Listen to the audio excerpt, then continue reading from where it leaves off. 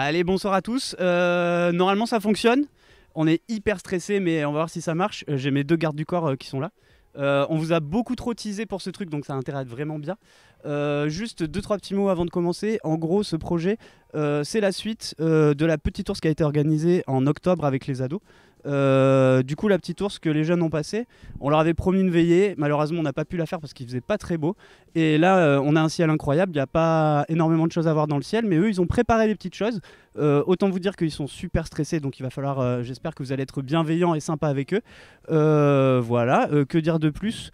On a pour l'instant on a Paul à la régie, donc n'hésitez pas, si vous avez des messages, des questions, vous pouvez les envoyer, il va vous répondre. Et puis moi je vous souhaite une bonne veillée. Là on va pouvoir regarder, je crois, un reportage qui a été préparé par Luigi qui va vous présenter un petit peu le service jeunesse. Et c'est parti!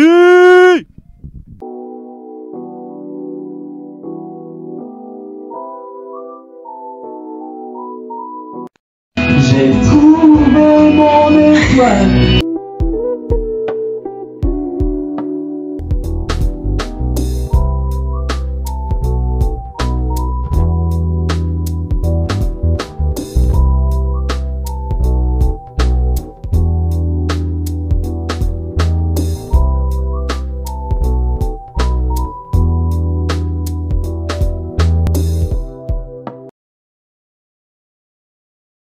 Les deux neuneux, on peut dire, qui ont fait la prochaine vidéo.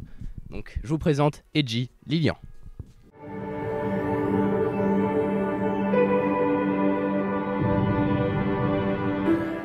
Salut, salut. Alors, donc là, je suis avec Edgy et tous les deux, on a fait une petite vidéo pour vous montrer comment on monte une lunette astronomique pour voir les planètes, etc. Et retenez bien dans la vidéo le « et voilà ». Alors pour la petite ours, on avait un télescope de la même marque que la lunette qu'on va monter dans la vidéo. On avait Arnaud. On a eu 3 télescopes, non, 3 lunettes qui ont été prêtées par une association, les Francas. Comme on était trop fort à... Voilà. On a eu la petite ours. Ouais, donc du coup là, on va mettre la vidéo dans 3, 2, 1, let's go. Yo! Salut à tous, je vais vous présenter comment on monte un télescope. T'es trop près. Je vais vous montrer comment on monte un télescope, c'est très facile. T'es sûr que c'est un télescope? Une lunette. Un télescope c'est plus court, ça a plusieurs miroirs qui vont agrandir l'image et la lunette et bah c'est tout droit et ça a des lentilles en verre. Premier objet, Un trépied. le trépied. On prend le tube oculaire, Non. le tube optique, le viseur laser accompagné de son tournevis cruciforme, le renvoi coudé. Ça, c'est un renvoi qui est coudé avec des miroirs. À quoi il sert? À prendre l'image qui vient ici et à la mettre vers le haut. Et voilà, l'oculaire. 20 mm. Ceci est un oculaire. Donc on le rentre et on revisse pas beaucoup, sinon c'est pas bien. Donc quand tout est fixé, on va devoir régler la lunette. Je vais pointer chez Mamie Georgette, la voisine. Dédicace à toi si tu regardes la vidéo. Donc on va pointer quelque chose avec elle, par le cache. On va pouvoir pointer quelque chose. Bon, la lunette, elle est réglée. Le laser, il pointe chez Mamie.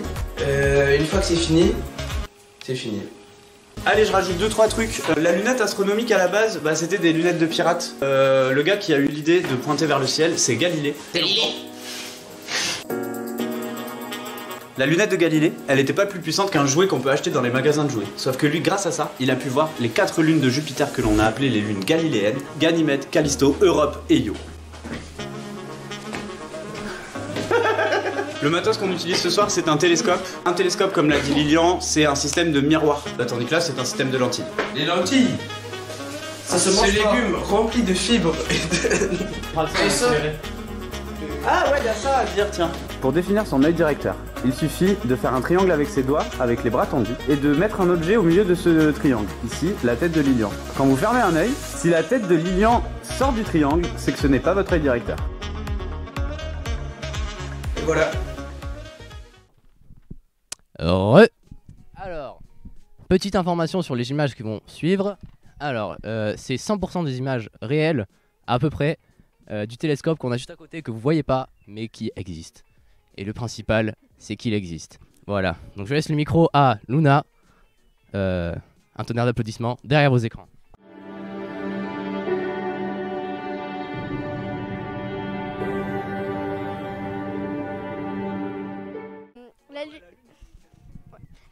La Lune est l'unique satellite naturel permanent de notre planète qui tourne inlassablement autour d'elle. Une pomme, s'il vous plaît. Merci. Alors, on va reproduire le geste. Donc, ça fait exactement ce geste. Elle tient compagnie à la Terre. Les gars, il y a du verre sur la Terre. Ah oui, du coup, C'est une planète Terre, c'est une planète Terre. La Terre, elle tient compagnie à la Terre depuis 4,51 milliards d'années. La Lune est aussi l'objet céleste le plus exploré de l'espace par l'humanité. La gravité de la Terre s'exerce sur la Lune.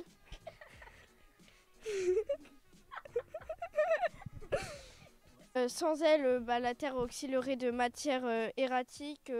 Les pôles se déplaceraient sensiblement par rapport à l'orbite de la Terre. Les saisons, les jours et les nuits seraient très différents puisque la gravité de la Lune est moins importante que celle de la Terre. Elle n'influence pas la trajectoire de la Terre dans l'espace. Elle fait plutôt bouger les océans, ce qui génère le phénomène des marées. Maintenant, je laisse place à Luigi. Encore. Je suis un peu le présentateur de cette émission, on va dire ça. Donc, en fait, moi, qu'est-ce que je vais vous parler? Des fausses informations, autrement dit les fake news pour ceux qui sont un peu bilingues. Voilà, donc les fake news sur la Lune.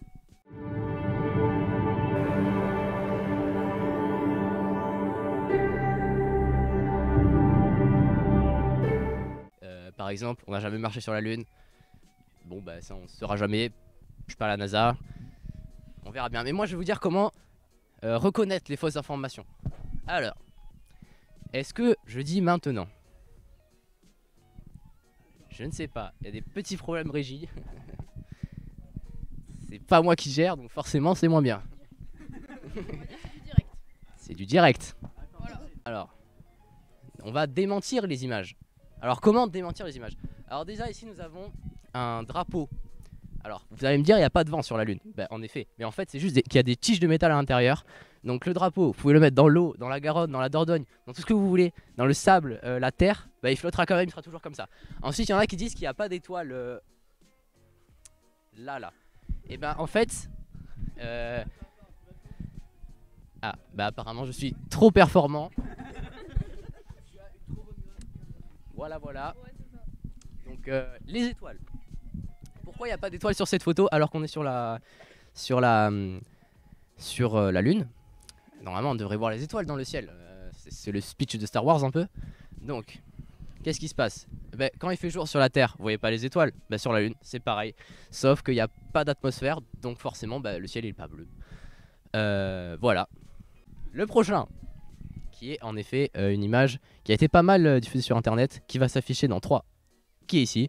Donc en fait, dans cette image, on voit donc normalement ils sont que 2 sur la Lune, donc Neil Armstrong, Buzz Aldrin, non d'ailleurs c'est Apollo 12 donc c'est la prochaine, donc, bref, d'autres gars, et normalement ils sont que 2. Et en fait, vous voyez qu'il y a le photographié, donc c'est le gars qu'on voit en gros, le photographe, donc l'ombre, et derrière un gars, et on sait pas qui c'est en fait. Et bien en fait il faut changer de point de vue et se dire qu'en fait l'ombre c'est l'ombre du gars tout simplement, et que en fait le photographe c'est le gars qu'on voit tout derrière, voilà, dans le casque faut regarder, voilà, et en fait c'est celui qu'on voit tout derrière tout simplement, voilà. Donc là il y en a qui disent que ça a été tourné en studio. Alors pourquoi c'est faux? C'est simple, parce que déjà pour tourner ça dans un studio dans les années 60, il faudrait à peu près, même un peu plus que la technologie qu'on a maintenant. Donc voilà. Donc c'est pas possible, tout simplement. Voilà. On a même une petite vidéo si vous voulez. Je sais pas si ça va être possible de la mettre. Ouais, on peut l'envoyer totalement.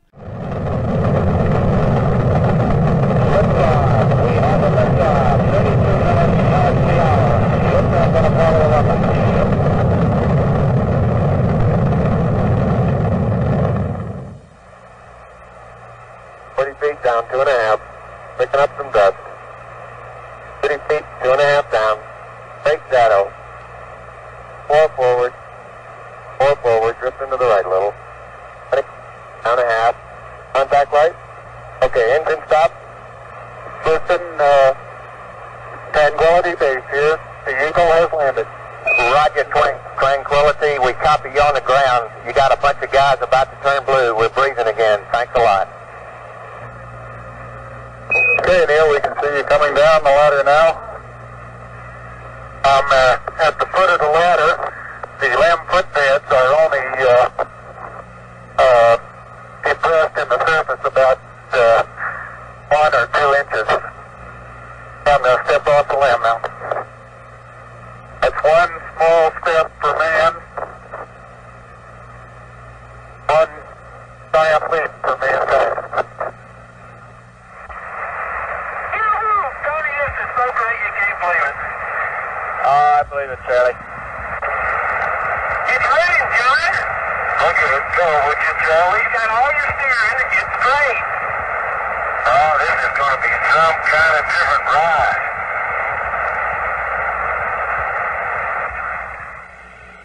Hippity hoppity, hippity hopping over hill and dale.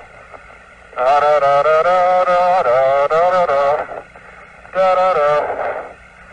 Hippity hopping along. 1 ignition. Right away, Houston. Vector good. We're burning flight. That's Roger, right. looks good, flight. Positive shot flight. Roger. Descending. Stand by for splashdown. Recovery America, stable water, the cruise call. Après cette petite vidéo. Donc là derrière on a une image de la lune qui est 100% réelle, on vous assure. Comment on fait pour reconnaître des fake news? Très bonne intervention, pas du tout calculée. Donc, alors, comment reconnaître des fake news? Eh bien, c'est très simple. Méfiez-vous du bouche à oreille. Si c'est quelqu'un dont vous n'avez pas trop confiance, qui a peut-être un peu bu, qui vous le dit, mais c'est sûrement pas vrai. Il a peut-être trouvé sur Discord. Donc, vous faites pas confiance. Ensuite, regardez au-delà des titres. Par exemple, si on vous dit ça, c'est ça, sûrement pas ça. C'est sûrement pas ça, c'est sûrement pas vrai. Donc regardez surtout la liste. Alors là, c'est vraiment le truc qu'on a tous la flemme de faire. Identifier la source de l'info. Même moi j'ai la flemme un peu, mais il faut le faire. Parce que sinon vous allez vous faire avoir. On va vous vendre des trucs qui servent à rien, qui exploitent des gens dans des usines qui prennent feu. Donc voilà, il faut surtout identifier la source de l'info. Ensuite, méfiez-vous du vocabulaire trop compliqué. Par exemple, si on vous dit que la Lune est dans la circonscription de la Terre, donc ce n'est pas possible que les astronautes ambigus qui ont pu poser leur pâtesse sur la surface, c'est sûrement faux parce qu'ils essaient de vous embrouiller pour vous dire que c'est vrai. Voilà. Donc voilà. Ensuite, lisez les commentaires parce que souvent les gens, ils ont peut-être eu moins la flemme que vous de faire les recherches, donc peut-être qu'ils l'ont mis et que c'est faux. Voilà. Ensuite, pareil, un truc ultra chiant qu'on a vraiment la flemme de faire, mais remonter à la source. Parce que c'est important aussi. Croisez plusieurs sources. Donc en fait, vous remontez à la source, et vous remontez à plusieurs sources. Et vous croisez les sources. Et donc au final, ça fait un ruisseau. Ensuite, dernier petit conseil. Questionnez un spécialiste, si vous en avez l'occasion. Forcément, allez pas à la NASA, vous allez vous faire arrêter, vous allez faire emprisonner. C'est pas possible. Un Français ou quelqu'un. Mais un spécialiste, si vous en avez l'occasion, je répète, voilà.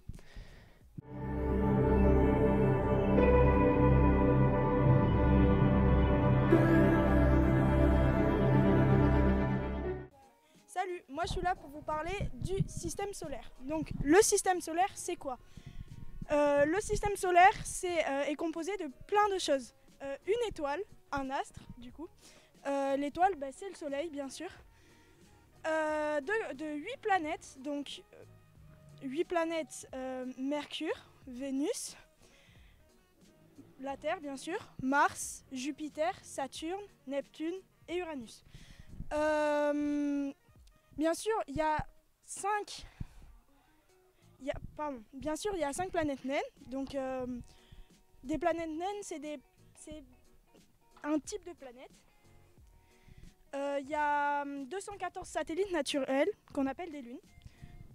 Et puis, il y a plusieurs milliards d'astéroïdes, de comètes, de poussières cosmiques. Donc, notre système solaire, il se trouve dans la Voie lactée, c'est une galaxie, et plus précisément dans le bras d'Orion. Elle s'est formée il y a un peu moins de 4,6 milliards d'années suite à un effondrement gravitationnel d'un nuage moléculaire. Il est constitué d'un système solaire interne, donc 4 planètes telluriques qui sont faites de roches et de métaux, les 4 premières. Ensuite, on a la ceinture de Kuiper qui est faite d'astéroïdes et le plus grand corps à l'intérieur, c'est Cérès, c'est une planète naine. Et pour finir, après, on a le système solaire externe avec 4 planètes qu'on appelle les géantes. Les 2 premières sont faites de gaz, principalement d'hydrogène et d'hélium. Et les 2 suivantes sont faites de glace, donc principalement d'eau, de méthane et d'ammoniac. Donc on va revenir plus précisément sur les planètes. Donc d'abord on va revenir sur le Soleil. Donc le Soleil, il a un diamètre de 1 390 000 km, donc c'est très grand, bien sûr. Ensuite, la planète, on va faire dans l'ordre du plus proche du Soleil jusqu'au plus loin. Ensuite, on a Mercure. Donc Mercure est assez petite. Elle a une révolution, donc c'est la longueur en fait d'une année, donc le tour autour du Soleil. Mercure a une révolution de 88 jours, c'est très court comparé à la Terre qui a une révolution de 365 jours. Et elle n'a pas de lune. Ensuite, on a Vénus qui a une révolution de 225 jours, donc déjà là c'est un peu plus grand, et qui n'a pas de lune non plus. Ensuite, on a la Terre, bien sûr, donc elle a une révolution de 365 jours et un quart, c'est pour ça qu'on a des années bissextiles. Une fois tous les 4 ans. Et elle a une lune, la lune du coup. Ensuite, on a Mars qui a une révolution de 687 jours autour du Soleil et qui a 2 lunes. Tu connais les noms des lunes ou pas? Non. Phobos et Deimos. Donc le nom des lunes de Mars, c'est Phobos et Deimos. Voilà. Donc 2. La planète suivante, donc la première gazeuse, c'est Jupiter, c'est la plus grande. Elle a un diamètre de 142 984 km, et elle a une révolution de 12 ans, ce qui est énorme. Et elle a 79 satellites. Mais celle qui a le plus de satellites, c'est la suivante, c'est Saturne, qui en a 82. C'est comme si la Terre avait 82 lunes, imaginez. Elle a une révolution de 30 ans. Voilà. Uranus, elle, a une révolution de 84 ans et a 27 lunes. Donc moins de lunes, mais c'est toujours, plus on s'éloigne, plus la révolution est grande. Elle roule sur son orbite, donc c'est-à-dire qu'elle roule pas dans la même direction que les autres. Elle roule vers l'avant au lieu de rouler sur le côté. Ensuite, du coup, on a Neptune, la planète la plus éloignée, qui a une révolution de 164 ans. Donc nous, en tant que terriens, du coup, personne ne peut dire qu'il a plus d'1 an sur Neptune, parce que ça voudrait dire qu'il aurait 164 ans sur la Terre. Et pour finir, elle a 13 lunes. Donc voilà, ça c'est le système solaire. On a une petite vidéo à vous proposer. C'est pas grave, on va lancer la vidéo. Notre système solaire n'en est qu'un sur plus de 500 systèmes solaires connus dans toute la galaxie de la Voie lactée. Le système solaire est né il y a environ 4,5 milliards d'années, lorsqu'un nuage de gaz interstellaire et de poussière a explosé, donnant lieu à une nébuleuse solaire un disque tourbillonnant de matériaux qui sont entrés en collision pour former le système solaire. Le système solaire est situé dans la constellation d'Orion. Seulement 15% des étoiles dans notre galaxie accueillent des systèmes planétaires, et l'une de ces étoiles est notre Soleil. 8 planètes tournent autour du Soleil. Les planètes sont divisées en 2 catégories, en fonction de leur composition tellurique et jovienne. Les planètes telluriques, qui comprennent Mercure, sont principalement constituées de matériaux rocheux. Leurs surfaces sont solides, elles ne possèdent pas d'anneaux, elles ont très peu ou pas de lune et elles sont relativement petites. Et Mercure, qui a l'orbite la plus courte du système solaire, située à environ 3 mois de la Terre. Vénus est la planète la plus chaude avec des températures allant jusqu'à 463 degrés Celsius en raison d'une atmosphère composée de dioxyde de carbone et d'importantes coulées de lave. À côté de ce monde de feu se trouve un monde d'eau, la Terre. Les systèmes d'eau de cette planète participent à créer le seul environnement connu dans l'univers capable d'accueillir la vie. La dernière des planètes telluriques, Mars, pourrait également avoir accueilli la vie il y a environ 3,7 milliards d'années, quand la planète avait une surface aqueuse et une atmosphère humide. Au-delà des 4 planètes telluriques de l'intérieur du système solaire, se trouvent les planètes joviennes de l'extérieur du système solaire. Les planètes joviennes incluent les géantes gazeuses, Jupiter et Saturne, et les géantes de glace, Uranus et Neptune. Les géantes gazeuses sont principalement constituées d'hélium et d'hydrogène, tandis que les géantes de glace contiennent également des roches, de la glace et un mélange liquide d'eau, de méthane et d'ammoniac.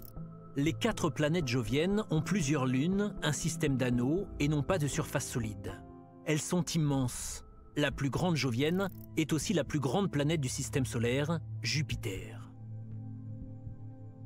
À proximité se trouve Saturne, la 2e plus grande planète. Ces anneaux, très identifiables, seraient assez larges pour tenir entre la Terre et la Lune, mais font à peine 1 km d'épaisseur. Au-delà de Saturne se trouvent les géantes de glace Uranus et Neptune.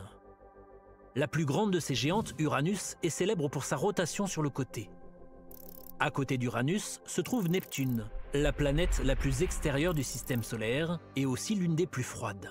En orbite autour des planètes telluriques se trouve la ceinture d'astéroïdes, un disque plat d'objets rocheux composé des restes de la formation du système solaire, de microscopiques particules de poussière, à son plus grand objet connu, la planète naine Cérès. Un autre disque de débris spatiaux se trouve beaucoup plus loin et orbite autour des planètes joviennes, la ceinture glacée de Kuiper. La ceinture de Kuiper n'abrite pas que des astéroïdes, mais aussi des planètes naines telles que Pluton. Elle est le lieu de naissance de nombreuses comètes. Au-delà de la ceinture de Kuiper se trouve le nuage de Oort, un vaste ensemble sphérique de débris glacés. Il est considéré comme le bord du système solaire, puisque c'est là que la gravité et les influences physiques du Soleil se terminent. Notre système solaire, ses planètes et autres objets célestes tournant autour d'une même étoile qui leur donne vie, demeure un endroit spécial que l'on appelle maison. Donc voilà, ça c'était la petite vidéo explicative. Maintenant nous allons appeler notre spécialiste, Monsieur Dubois, qui est aujourd'hui ici pour nous parler spécialement de la planète Jupiter, la plus grande de notre système solaire. Monsieur Dubois, merci. Mais bonjour. Donc je suis ici pour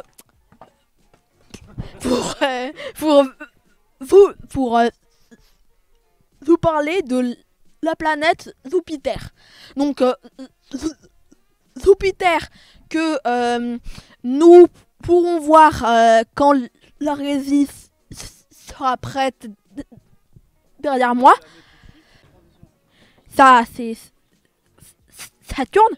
Mais donc là nous voyons Jupiter. Jupiter, elle a une présence de rayures et une grande tasse rouge qui est en fait une tornade. Mais l'image ici ne la montre pas. Ces traits sont en fait des nuages tourbillonnants principalement d'hydrogène et d'hélium, créant ainsi une danse incessante de motifs sans ans qui défie toute comparaison. Cette planète géante recèle de nombreux mystères. Appelons Monsieur Scooby-Doo, sauf qu'il n'est pas là. Sous ces nuages tourbillonnants se cache un noyau rocheux massif, enveloppé dans un océan d'hydrogène qui est métallique et sous pression. Les scientifiques spéculent, donc moi je spécule aussi, sur la présence possible de vastes océans liquides sous sa surface, abritant peut-être les conditions propices à la vie. Et donc, j'ai fini ma séquence. À vous les studios. Au revoir. C'est normal, je vois rien. Mais non, enfin tu le prends pas dans le bon sens. Ah bon? Dans ce sens que tu regardes. Ah ok. À votre avis, c'est un télescope, un microscope ou un stéthoscope? Mettez dans le chat. Ok, donc, encore. Combien il y a de planètes dans l'univers? Question qui semble à la fois difficile et facile si on répond par une réponse approximative. Mais en fait, moi je vais vous donner la exacte. Il n'y en a que 8. Et ouais. Parce que les autres, c'est pas des planètes, c'est des exoplanètes. Donc en fait, il n'y a que celles dans le système solaire. Voilà. Donc ensuite, on va sortir un peu de l'astronomie pour vous parler d'un projet qu'on a fait avec le service jeunesse pour un peu célébrer les Jeux Olympiques de Paris 2024. Donc j'en fais partie, on a fait une chanson qui est sur notre YouTube qui s'appelle À nous la flamme, qui a passé les 1000 vues aujourd'hui, tout à fait. Parce qu'on a fait une choré qui avait passé les 1000 vues depuis longtemps.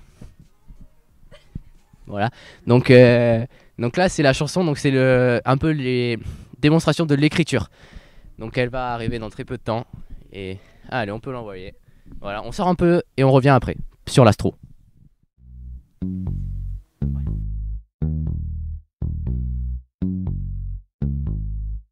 Tous les pays du monde s'affrontent sur des sports. Escrime, lutte, boxe pour les plus forts. Prédire quel pays va péter les scores et qui va remporter la médaille d'or. Tous les 4 ans, on se prépare. Chacun évolue dans l'ombre, sans défaite pour une victoire. Qui sera prêt à se confronter au monde? Peu importe le sport, les Jeux Olympiques valent de l'or. Moi je suis bien d'accord, à chaque fois on se demande qui sera le plus fort. Se dépenser, là est la clé. L'important c'est pas de perdre ou gagner, mais plutôt de regarder De quoi? de combien t'as avancé. Tous les 4 ans c'est la compétition pour rassembler toutes les générations. Allez citoyens, déposez les armes. Cette année c'est la France qui reçoit la flamme.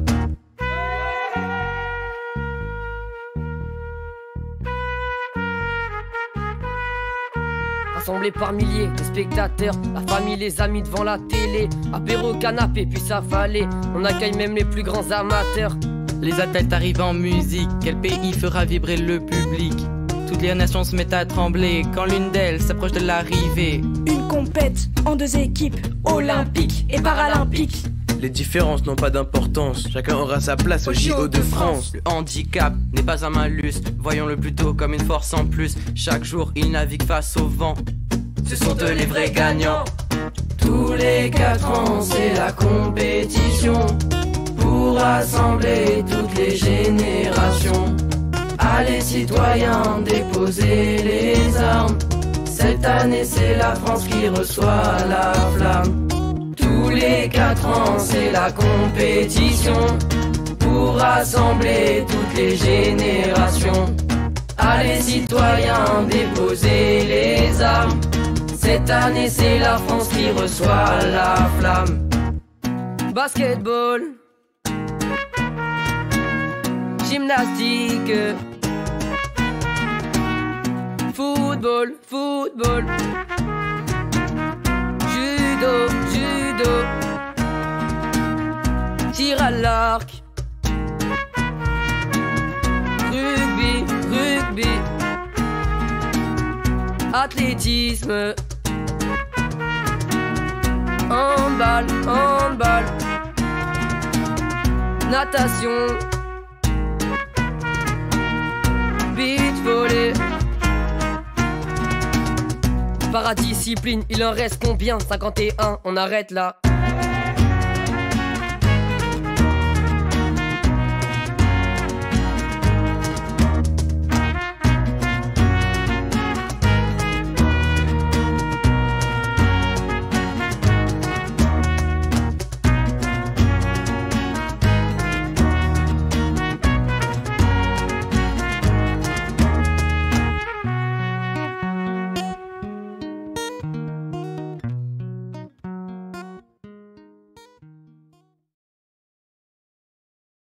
Priorité au direct, nous avons maintenant des véritables images de Jupiter. Alors, déjà, vous pouvez voir sur l'image qu'elle est toute petite, alors que si c'était une image qu'on avait prise sur internet, elle serait quand même plus grande avec une meilleure définition. Là, elle est toute petite, c'est le tout petit point. Alors, c'est là, juste ici. On le voit pas très bien, mais c'est Jupiter. C'est en temps réel, donc là, il bouge, la caméra aussi. C'est pas une image qu'on a prise sur internet. Voilà. La suite. Nous avions Luna qui voulait parler, donc nous allons la laisser intervenir. Allez Luna. Viens là. Alors je voulais rajouter une petite information. Alors vous voyez, des fois vous voyez passer des étoiles filantes. Et bah en fait, pour la plupart, et ça peut être des excréments d'astronautes qui envoient, ils font des sacs d'excréments qui envoient par-dessus bord, par exemple dans l'ISS. Et du coup, bah, peut-être que vous voyez des excréments brûlés. Voilà, c'est tout pour moi. Au revoir.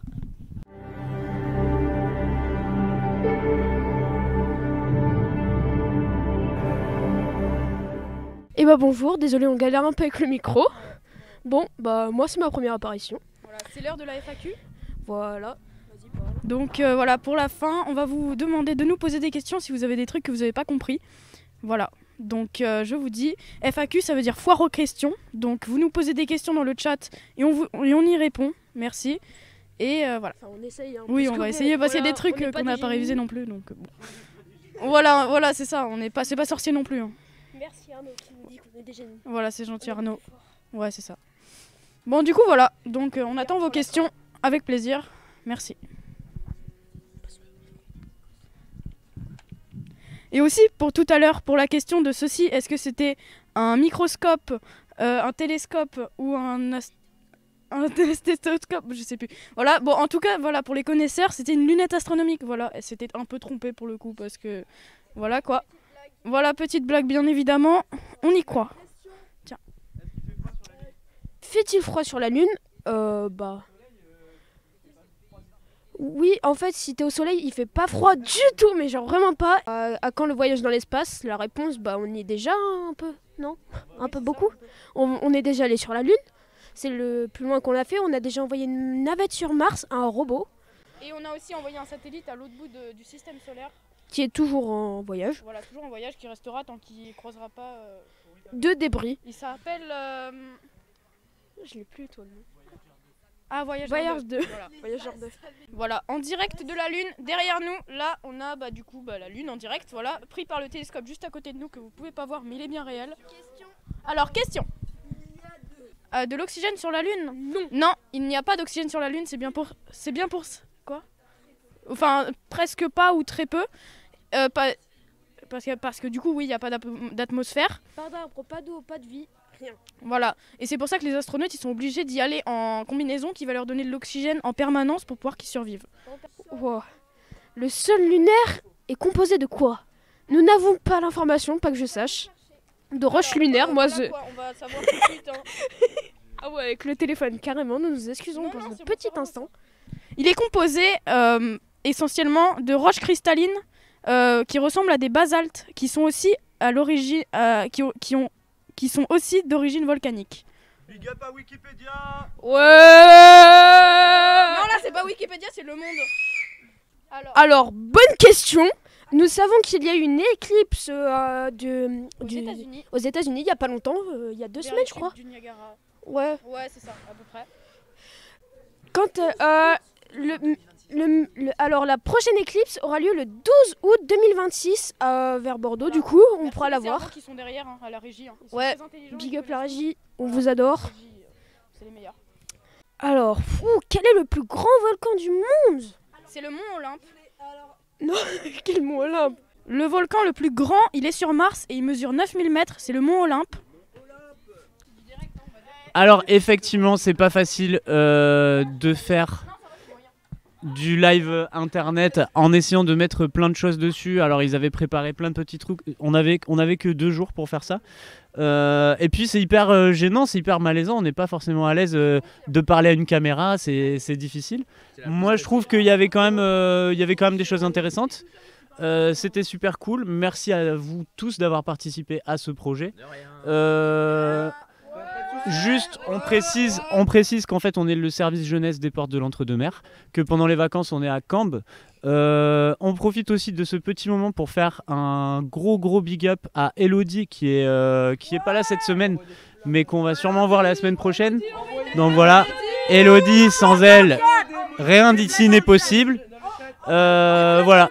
Encore une fois, on vous demande de faire preuve de votre plus grande bienveillance parce qu'il y avait des petits bugs et des petits pets, mais ça ne peut que s'améliorer.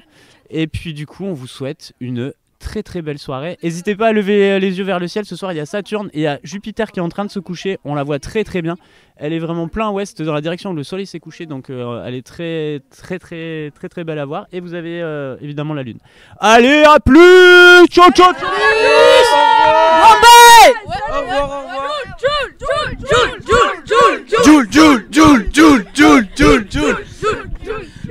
On m'appelle l'OVNI. La terre est plate. La terre est plate.